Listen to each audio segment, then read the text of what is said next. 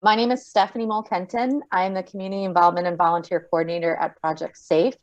And this series is one of my intern Tucker's brainchild. It's called Asking for a Friend, and it's supposed to promote conversation and information around topics affecting domestic violence. So this month we've teamed up with the Cottage to tackle the topic of sexual assault and domestic violence.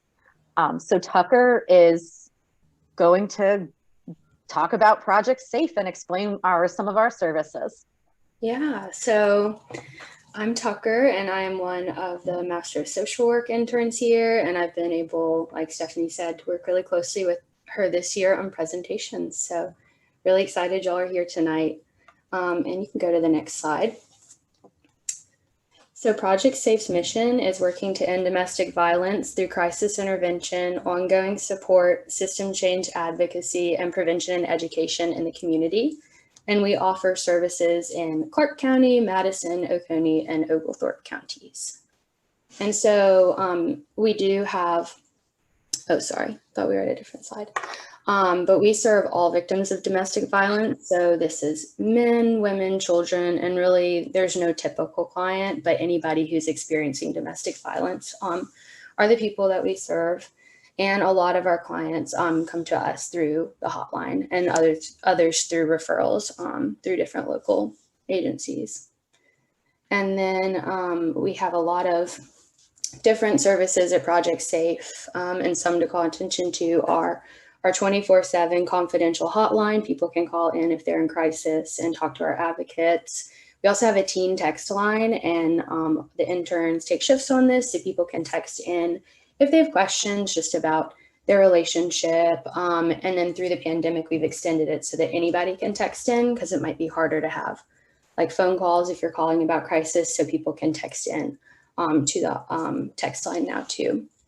And then we have an emergency shelter where people can come. We have support groups. We have legal advocates who can help with filing protective orders. We do a lot of work around advocacy. And then we also have presentations and trainings, which is what we're doing today. And so if you go to the next slide, Stephanie mentioned this briefly, but Asking for a Friend was just something we wanted to create just to really promote more of like a conversational experience for talking about topics that intersect with domestic violence. So April is Sexual Assault Awareness Month, and so we really wanted to partner with the Cottage and Linnea, who's going to be giving our presentation tonight, to just talk about this topic and really understanding it in more depth, and then also how it relates to domestic violence. So before we go into any of the content, just a disclaimer that this is really hard stuff to hear. So if at any point you want to turn off your camera or mute or step away, that is totally fine. Please do what you need to do to take care of yourself. And then also, if you need to talk to anyone, we'll stay on for a while afterwards. Or if you are more comfortable reaching out after the presentation, you can always call to talk to someone through there. And then if you'll go to the next slide, throughout the presentation, you can feel free to ask questions in the chat or by scanning the QR code. It will be on the bottom of every single slide. There's a link to it right there too. But if you just scan in with your phone camera, you can ask questions and they'll come to an anonymous Google form and we can address them. And we'll also have time for a Q&A at the end. But at any point you have a question, feel free to just send it in through that link. And so from here, I'm going to pass it on over to Linnea. Great, thank you, Tucker. So hello, my name is Linnea Yano. I'm the Director of Adult Services at the Cottage. I do just want to give a disclaimer. My cat may appear at various points. He seems to be trying to bother me right now, so my apologies for that. But yes, so I work at the Cottage Sexual Assault and Child Advocacy Center here in Athens. I've worked there in a few different roles, but since 2015. And prior to that, I also worked at Project Safe. So I am very passionate and dedicated to these fields and just really excited to be here to talk about the overlaps and intersections of domestic violence and sexual assault. So thank you all for joining us. So just to tell you a little bit about the Cottage, so our vision is we believe in the dignity of the individual, the ultimate right to make choices, advocacy for every person, and the ability to heal. And our mission that drives our work is to raise awareness and facilitate the healing of individuals, families, and communities affected by sexual violence and child abuse. We are always seeking to improve our services and are here to support all survivors, regardless of what identities they may hold regarding gender, orientation, race, socioeconomic status, religion, age, ability, or national origin or immigration status. For our service area, so like I said, we serve both children and adults. For children services, we serve Clark and Oconee counties, and for adults, we serve the same 2 counties with the addition of Madison and Oglethorpe counties.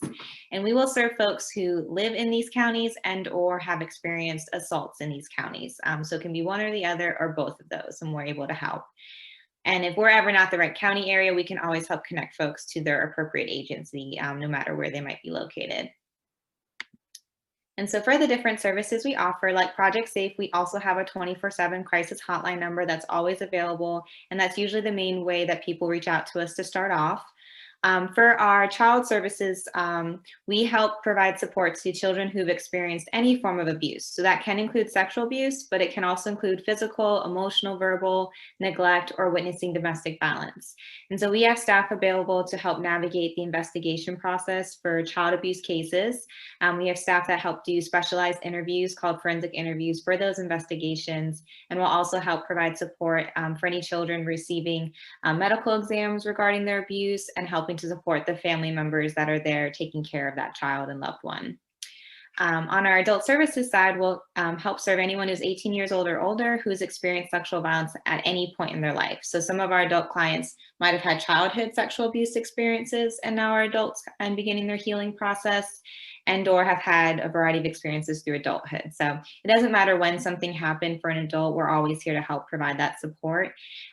If there had been a recent incident, we can help discuss their options for getting medical exams to help get their bodies checked out and make sure that they're safe. And we can also always help navigate the reporting process. Adults get full choice of what they want to do, so we're always here to help make sure they know what their options are, and then we'll support whatever decision they make for themselves from there. And outside of immediate crisis response, we do help providing a variety of counseling services. We do some counseling in-house for children clients, and then we do help refer out for our adult clients to trauma-informed counseling services. We offer a variety of support groups throughout the year for all of our clients. We also provide support for secondary survivors. So that's family, friends, loved ones of a primary survivor who's going through this. And then we're always providing inclusive support services for any LGBTQ identified survivors and making sure everyone has the support they deserve to have through this. We also have a language access line. So if someone doesn't speak English but is needing access, we can help utilize a translation line to interpret and make sure any of those needs are being met. And then lastly, if there's any other needs people identify, if we can't help, we'll try to connect them to the appropriate agencies in our community to help. So for the health department, for housing assistance, food assistance, or financial assistance.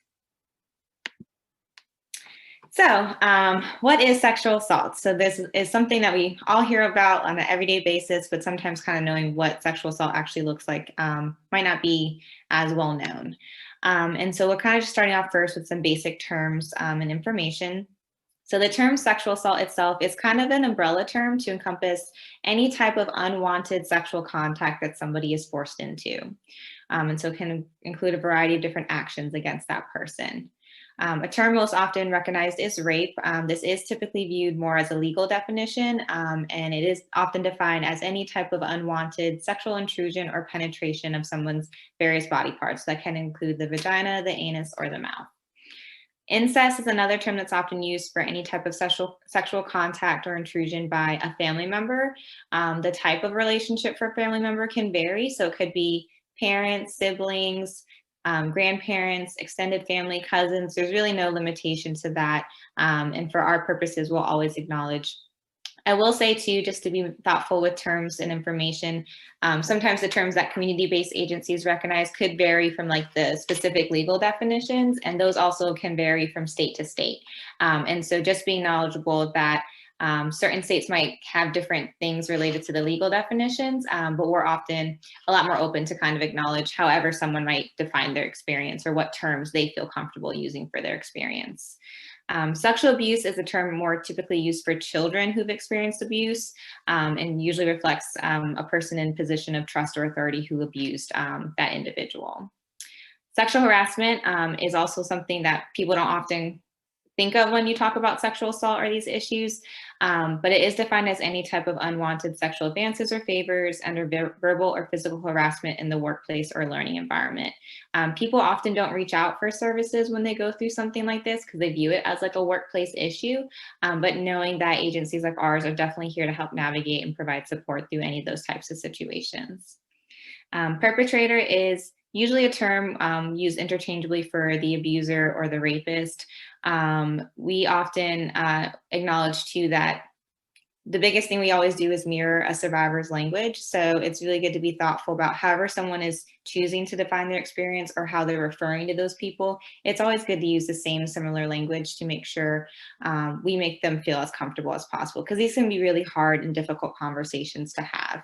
And very often a perpetrator is somebody close to that person that they do care about and love. And so we want to be really thoughtful about how we talk about that person to them. And a term that's often used to describe sexual assaults by someone known to the victim is acquaintance rape. Very often this is also termed as date rape, but that's basically just somebody who has some connection to that individual. It doesn't have to be super close. It could be a classmate, it could be a coworker, it could be a friend. It's someone that you just kind of have met, so it's not a complete stranger, but you have some kind of association with. So these are kind of some standard terms we often hear in working in these fields. Rape culture is another term that kind of helps to give a context for how sexual assault has kind of become so prevalent in our society. And so rape culture is an environment where rape is prevalent and where sexual violence is normalized and often excused in our media and popular culture. It's often perpetuated through the use of misogynistic language, objectifying bodies, and glamorizing sexual violence.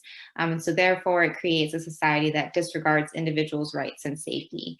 In a lot of ways, it just kind of ends up being, well, this is the way that it is, and people just kind of accept that that's how we operate and live. When in reality, that doesn't have to be the world that we live in. But we often normalize it and just choose to let it be instead of trying to challenge and have these conversations. Some examples of rape culture can be seen here. So making any kind of victim blaming statements, trivializing sexual assault. So often comments like boys will be boys if it's a male perpetrator, and just kind of dismissing instead of holding them accountable for their actions. Sexually explicit jokes, the inflation of false rape report statistics. So very often we hear when people have reported an assault, sometimes they'll be questioned or asked like, well, did that really happen? Like, are you making it up? But in reality, the percentages of the number of false reports that get made are anywhere from 2 to 6% of the time. So at least, 94% of the time or more, a rape report or sexual assault report is true. And so the fact that we often default first to doubting that story instead of believing it first really isn't upheld by those statistics. And so it's something to be thoughtful about. Why do we only do that for sexual assault reports, but we don't do that for other crimes? So if someone reported being robbed, we don't instantly go, really, really robbed? Are you making that up? But we do that with sexual assault. And so that definitely reflects kind of the rape culture we've all been brought up and normalized in. Gender expectations are also a big thing. So we often hear men described or expected to be more dominant and sexually aggressive, and women are expected to be more submissive and chaste. And that kind of already creates this power dynamic that we often see playing out in these types of crimes. There's often a pressure on men to score, the expectation that you're supposed to have sex with many people. Another assumption is assuming that men don't get raped or that only weak men get raped. And that also creates a lot of stigma and barriers for male survivors who we know often go through this type of violence as well. And then in our culture, we're often being taught for women to avoid getting raped. So we get taught to, never go out by yourself or always have friends or carry pepper spray or any type of things to kind of keep yourself safe versus teaching people not to rape or assault other people, which ultimately is the only true way to prevent a sexual assault. So just being really thoughtful about these messages we've all kind of been grown up and raised around, and how that kind of feeds into the culture that we're currently seeing play out within these types of situations. Can anyone think of any other types of rape culture? If anyone wants to unmute themselves or write it in the chat.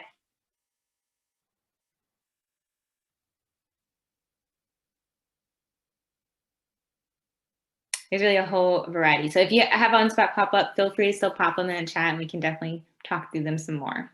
And then I do have a video to share with you all.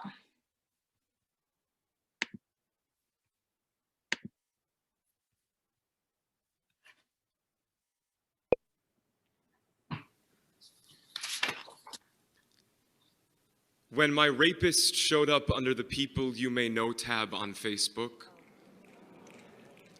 it felt like the closest to a crime scene I've ever been. That is, if I don't count the clockwork murder that I make of my own memory every time that I drive down Colfax Avenue. Still, I sit in my living room and I sift for clues. Click. I see myself caught in his teeth. He is dancing with his shirt off in a city that I've never been to. Click. He is eating sushi over a few beers with friends, and I am under his fingernails. Click. I know that alley. Click. I killed the memory of that t-shirt. Click. This is an old photograph. It's a baby picture. There's also an older man, presumably his father. They are both round and bright and still smiling. Click, he is shirtless again, and I catch my reflection in the weight room mirror. Hashtag beast mode selfie. I call him the wolf when I write about him. The wolf, so as to make him as storybook as possible. The wolf when I write about him, which is to say, when my memory escapes the murder or when the internet suggests it. Facebook informs me that we have 3 mutual friends, which is to say that he is People You May Know, which is to say I am People You May Know. And there are people that know and people that don't know, and people that don't know I want to know, I'm afraid to let know, and probably people that know him, that know of me, that know. The word no is a flock of sleeping sheep sitting in my mouth, and now I know the wolf's middle name. And what he listens to on Spotify, and the all too familiar company that he keeps, and he can no longer be a wolf, or the nameless grave that I dig for myself on bad days. We have 3 mutual friends on Facebook, and now it feels like they are holding the shovel. 64 people liked the shirtless gym pic. And 4 people have told me that they'd rather I said nothing. 2 police officers told me that I must give his act a name or it didn't happen. That obviously I could have fought back. Which is to say, no one comes running for young boys who cry rape.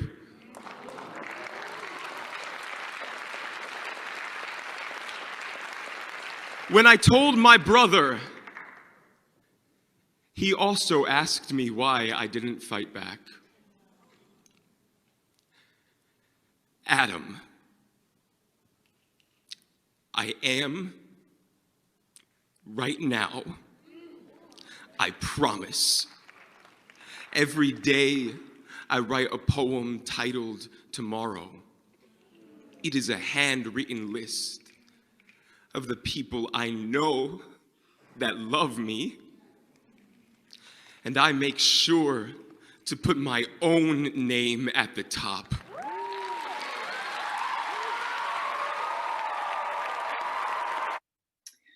So that video, I always find it just to be extremely powerful. Does anyone have any initial thoughts or comments they want to make about it? I think some of the biggest things that stand out to me when I hear it, there's lots of things, but really being thoughtful when he says, you know, thinking about how perpetrators, are people you may know. Like there are people in our life who we do know who have committed these things. And then there are also survivors that are people we may know and that have been impacted. And so just being really thoughtful about how these issues touch each and every one of us in some capacity. And with that, to kind of give some statistics, just to kind of give a framework of how sexual assault impacts our communities, it's estimated that every 73 seconds, an American is sexually assaulted in our country. It's estimated that more than 1 in 3 women have experienced some form of sexual violence throughout their lives. Often the statistics for male survivors will vary, but nearly 1 in 4 have experienced some form of sexual violence. And we are finding with more research that the numbers are pretty similar to what women have experienced as well, but it's often far more underreported because of a lot of that male stigma that poet often commented on as well in his video. It is viewed that the ages 12 to 34 are the highest risk years for sexual assault.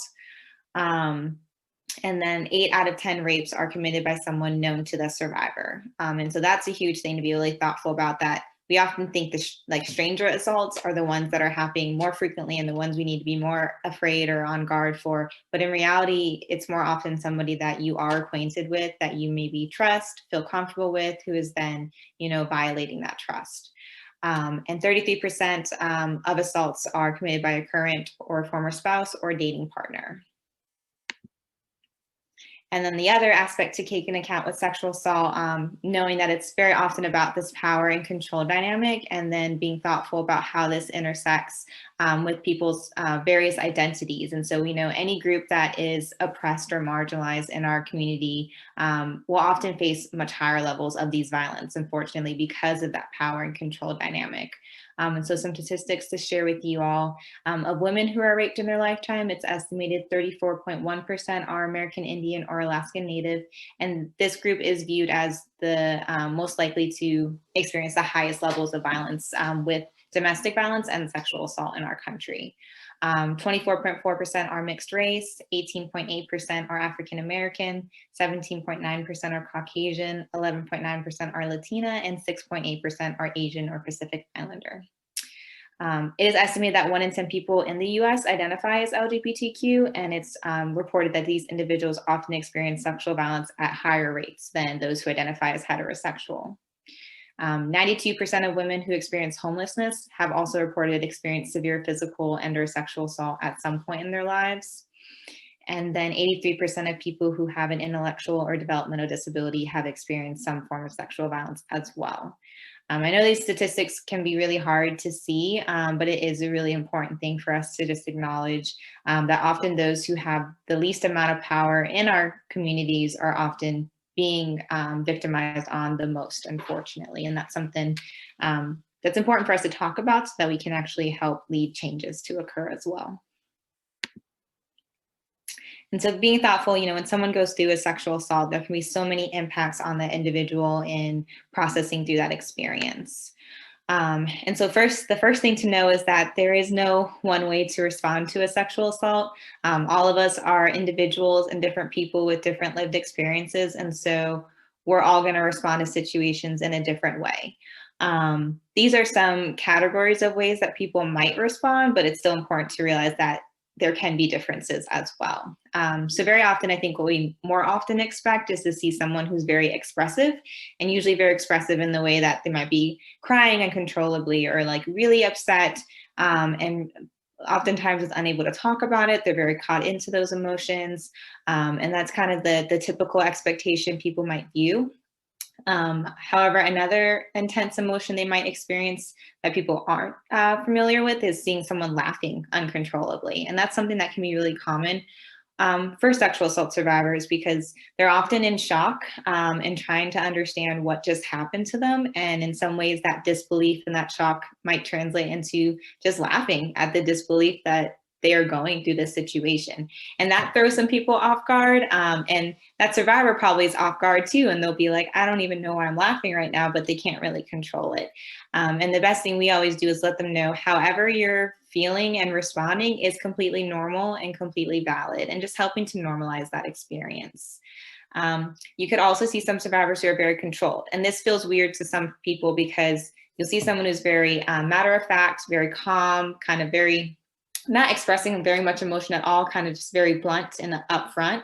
And it might almost look like they're not being impacted by the experience, but it's just kind of their way again of just kind of doing what they need to do to take care of themselves or to get through talking about it. And then they may process in a whole variety of different ways after. And then also just obvious shock. So being very dazed, very stunned. They might continue to say, like, I can't believe this happened. And that's kind of all that they can really say or process in the moment. So just kind of knowing that if you were to speak with someone who had gone through this, you could see a whole range of these different emotions or expressions, and just being there to support them no matter how they're responding is the biggest way that we can help them, and just let them know that they're not alone in any of that. Some other ways of responding that we can see as well is there can be a variety of other types of emotional responses. So very often survivors are might be blaming themselves for what happened, because it's always easier to analyze our own actions or reflect back on our own actions in a situation than it is to, speak to someone else's actions. And so very often it's reflecting on what happened, what they did or what they feel like they didn't do. But ultimately, we know the only person who had control in that situation was the person who committed this crime, the perpetrator. And so really the only person that can be blamed is the person who committed this. There's often confusion. So because the nature of the situation, and if it's somebody known to them, they might really just be very confused as to how this happened and why this person would do this to them. There could be anger. Anger is a feeling that a lot of people aren't comfortable with, but it's definitely valid in these types of situations. Feeling shame, that kind of ties into that self-blame. Embarrassment, and then having to talk about something that's so intimate, that can be really embarrassing and hard for people to do. I think fear is a really important one to touch on, because we also know that there may not have been like direct threats in the sexual assault. Like an assault could have happened without them threatening to like harm or to kill. Sometimes those threats do happen, but sometimes they don't. But even still, that person is so fearful of the other person. And that's because they've already done something huge to that person. They already violated their body and violated their consent by harming them in this way. And if they are capable of doing that, then who knows what else they could be capable of doing. And so just knowing that the fear of just experiencing that one thing can definitely translate to, you have no idea what else this person is capable of. And that's really terrifying. Anxiety from going through that situation, feeling helpless and loss of control, because again, someone's own power and control has been taken away from them. And that's going to have so many repercussions and impacts. Feeling frustrated, especially if they're trying to figure out what to do or don't feel like they know what to do. And then there is a form of grief over what was lost and what was taken from them. And so any person can be going through a whole range of these emotions at any one time. And just being there to help give that space to process can be really important. There can also be a variety of physical responses. So you can have physical shock, where like you're just kind of going through the motions, trying to figure out what happened. Survivors can be very disoriented. And so with trauma, it does impact the brain in so many different ways that it's really hard to even recall details of what happened, even if it happened just hours ago. Sometimes our brains will try to protect us and will block out memories of traumatic situations like this. So there could be gaps in their memory of what happened, which that can also be scary. And then as time goes by, they might remember more and more details. They could experience numbness. And then the biggest thing we often hear, if we're ever going through a scary situation, your body's supposed to go into this fight or flight response, right? Where you're supposed to fight off, this danger, or you're going to try to flee and run away from this danger. But the one that often doesn't get talked about is freeze. And that is often one of the most common physical responses survivors will have in a sexual assault, in that they just freeze on site. They don't know what to do. They don't know what to say. And they're just trying to wrap their head around what is currently happening to them.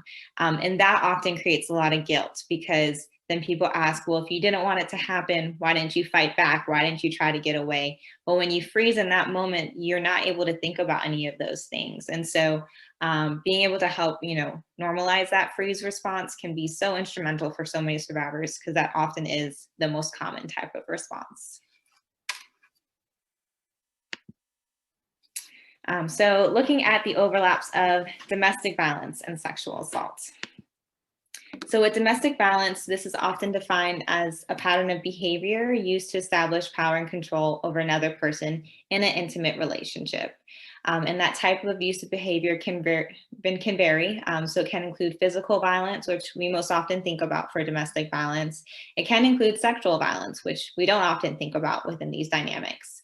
It also can include emotional or verbal abuse, fear and intimidation, manipulation and isolation, and financial control. So really kind of a whole variety of different ways that someone's trying to maintain that power and control over their partner. And that can be a variety of intimate relationships, dating, living together, being married, any of those capacities. And then with sexual assault, we've kind of already talked about it, but again, sexual assault is not about sexual gratification, which people often misunderstand, but it's about maintaining that power and control over another person. And it can often be motivated by the need to humiliate, dominate, or harm that other person. And of course, as we've acknowledged, sexual assault can occur in a variety of relationship dynamics. So it can be complete strangers, it can be acquaintances that you just know, it can be dating partners, spouses, and or family members. So recognizing that both domestic violence and sexual assault are both about power and control really makes it easier to understand how they can overlap and be used within each other in some ways. And intimate partner sexual assault and rape, are used to maintain that intimidation, maintain that control, and try to demean victims and survivors of domestic violence. It is estimated that 40% and 45% of women in abusive relationships will also be sexually assaulted during the course of that relationship as well. So we know that there are very strong correlations between these types of abuses. Something that doesn't often get talked about as well is marital rape. And so this is rape committed by a victim's spouse. And this is, as opposed to non-married intimate partner rape or sexual assault that could occur. But it's estimated between 10% and 14% of married women will be raped at some point during their marriages. It's really important to realize that up until 1976, state laws didn't exempt spousal rape from general rape laws. So that means it wasn't recognized as rape basically before then. And thinking a lot about like how marriage has often historically operated in this country and that it used to be viewed as, form of property exchanging, acknowledging that, people used to think that you couldn't rape your spouse or your partner because that was just, if you're married, you could do anything that you wanted to that other person in some ways. For the state of Georgia specifically, we did not recognize this as a crime until 1985. And then it wasn't until 1993 that all 50 states in the US had either completely or partially repealed their spousal rape exemptions. So that's not that long ago when we think about it. And even still now, some states still have some form of spousal rape exemptions, and it's often legally considered a different crime than non-spousal rape. So even still, if you were to report a rape by your spouse, it might not hold the same legal parameters as if you were raped by somebody you weren't married to. And so that's really can be very hard for survivors who are going through this to know what to do or even to have, anything be done legally in terms of this.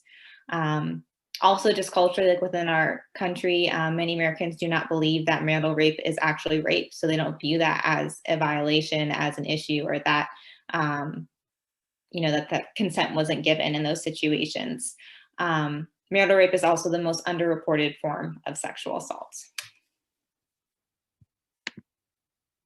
And so when we think about this and the gap that can exist for survivors of domestic violence and sexual assault, very often too, is that a lot of survivors of domestic violence are less likely to view themselves as survivors of sexual assault for a variety of reasons. And when we think about just rape itself, only 36% of victims will ever report the crime to police. So it's a very small percentage who choose to report. And then the percentage of married women who report a spousal rape is even lower than that. And in some ways, I think a lot of people perceive sex as an obligation in a relationship, and it's not something that requires freely given consent.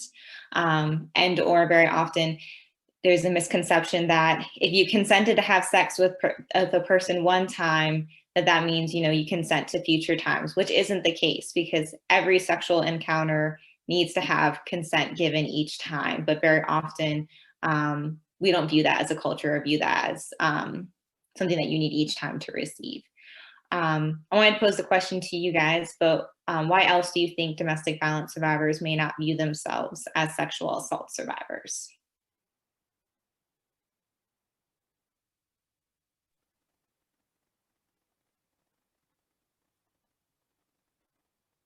Stephanie? I can chime in. I mean, maybe my answer is not right.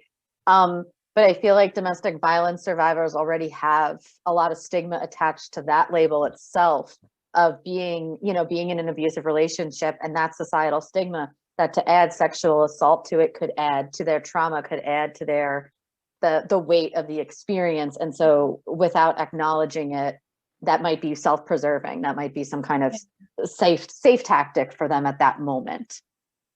No, yeah, because I mean, admitting it would mean like you're fully acknowledging the situation going on, and that's scary, and that's hard to realize that your partner, who is supposed to be somebody that you care and love about, and who's supposed to care and love about you, has harmed you in such an extreme way.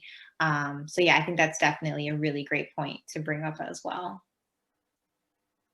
Does anyone else have any other thoughts as to why it might be harder to identify as such?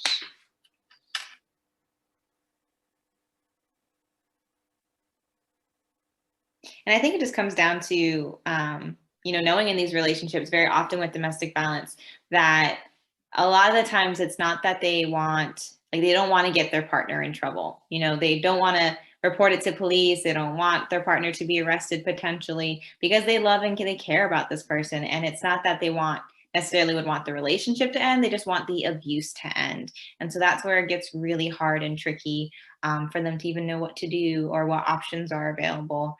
But I think that's a large part of why they often don't report it to police, because they don't really want to get their partner in trouble. They just don't want to have to be going through these situations. And it puts you in a really, really limited place where you don't have a ton of options, unfortunately.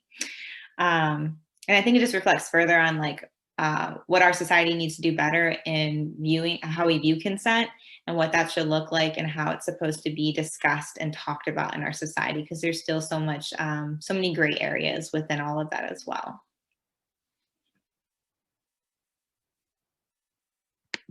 So knowing how to help, I think, the biggest things we all know. So we kind of touched on knowing how prevalent these issues are, how very likely it is that some of us may be survivors, that we may know survivors. And then the scary part is always knowing how to best support survivors, knowing what to say and how to help them. Because we're always worried about, not wanting to say the wrong thing. But then sometimes that makes it so that we don't want to say anything at all. And that may not always help too.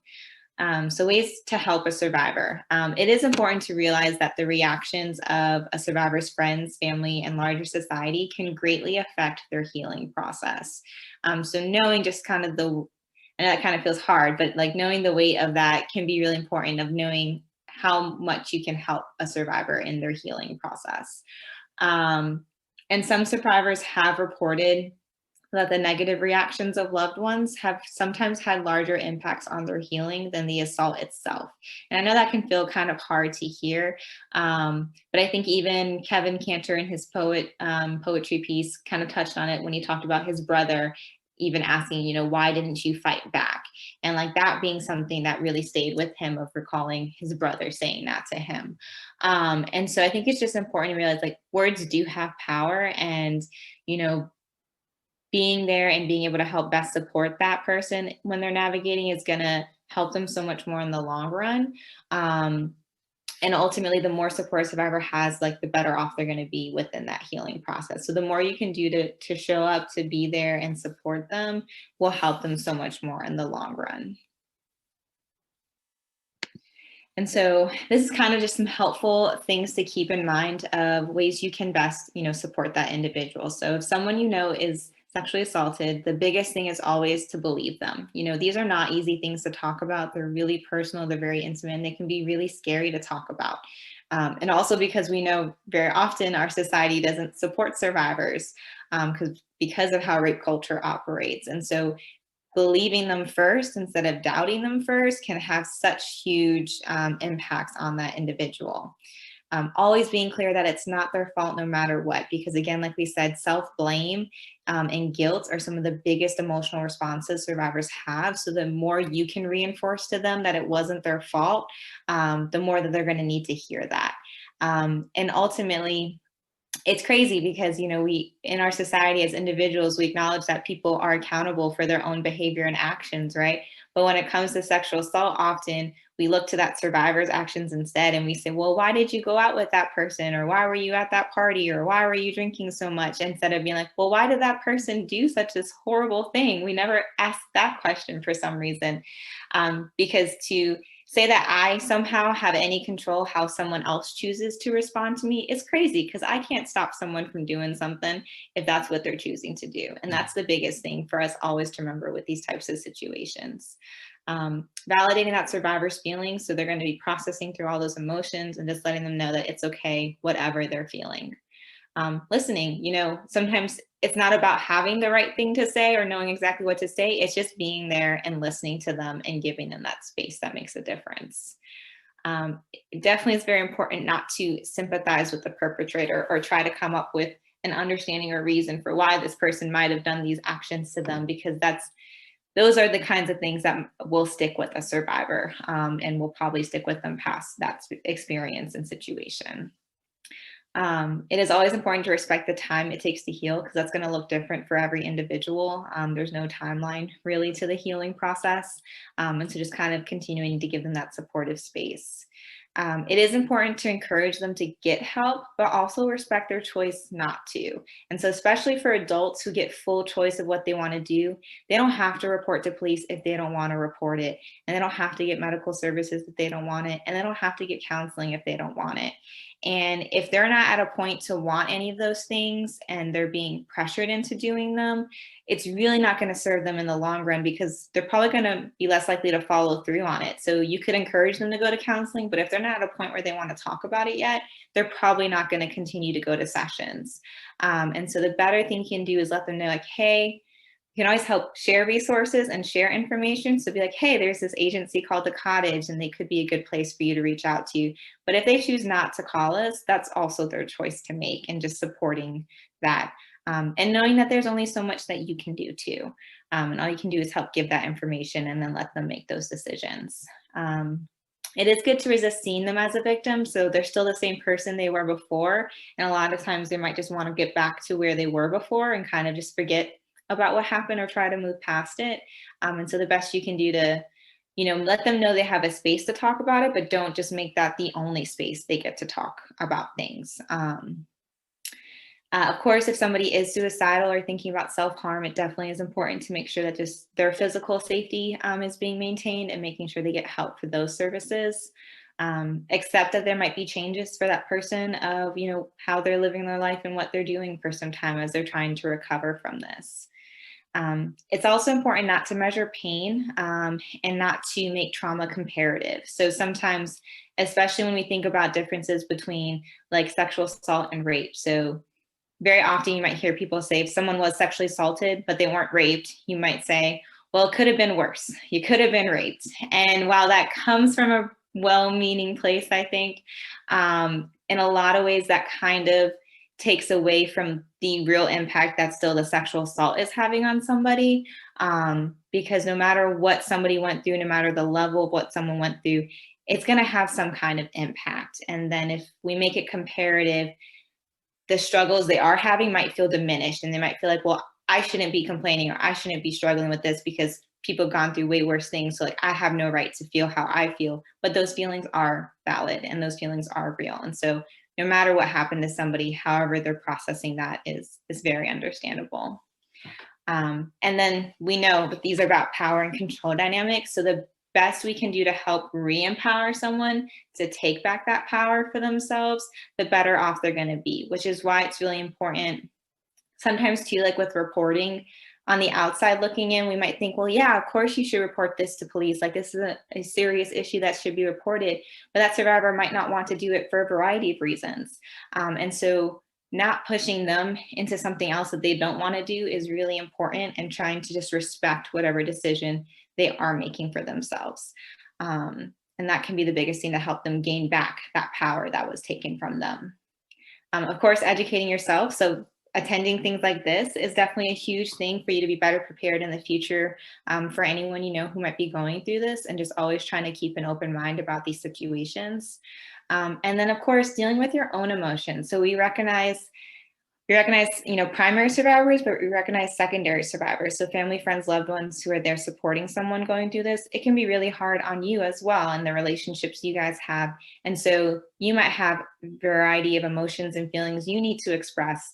And that might be something that might be better not put on the survivor, but letting yourself find other spaces and outlets. And that's where the Cottage can come into play. And you could always call our hotline number and have that space to talk through the struggles and feelings you're going through as well.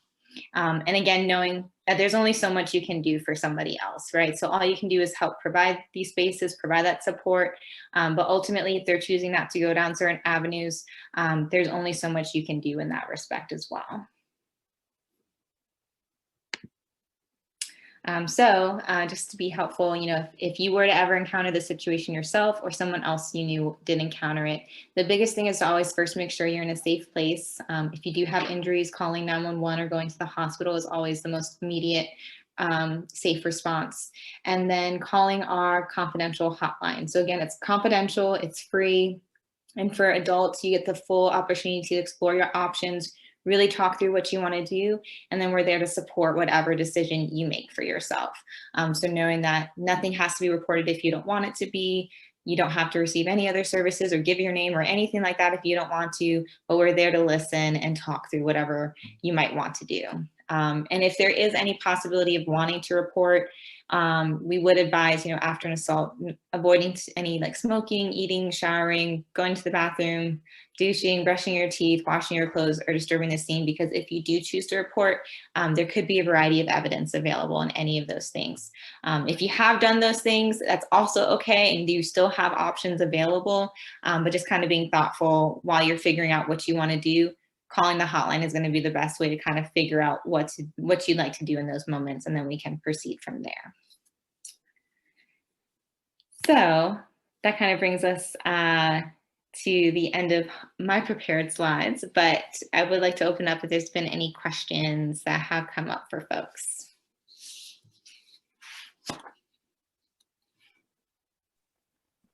We don't have any on the form yet, or in the chat, but I'm sorry, Cheryl. No, that's fine. I was just, this is such really good information. And I just hate that more people aren't taking advantage of this because, I definitely think it's valuable information that needs to be out there for more people to see. You did a wonderful job explaining it. Thank you, Cheryl. I appreciate that. And I know with us recording it, I'm hoping, because I know sometimes committing to evening things can be hard. And I know people who work in the fields too, who maybe don't want to attend things in the evening, that can be tricky as well. But the hope is that we can share the recording and hopefully get more of that information out. But I appreciate that. Thank you so much.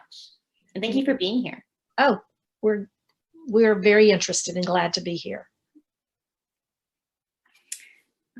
Well, we do have information on how to reach Project Safe and the variety of their confidential hotline, their text line, their business line, their thrift store, and then their general email and website located there. Stephanie and Tucker, I don't know if you have anything else to add to that.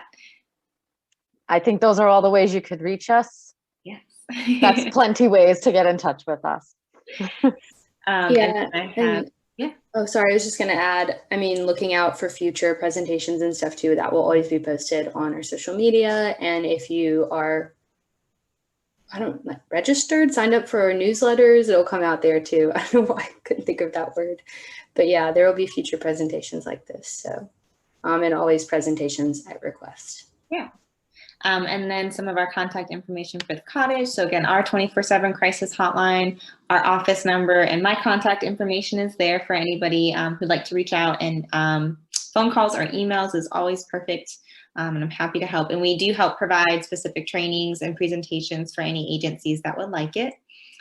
And then we also have a variety of our ways to connect with us via our website. We have our Facebook page, Instagram, and our Gmail account as well. So that brings us to the end of our slides and the end of our presentation. Well, thank you so much, Linnea. I appreciate all you shared with us tonight. It's been very helpful. And as always, a reminder that the hotlines for both Project Safe and the Cottage are 24/7, free and confidential. So even if you're disturbed by something you heard tonight, please reach out.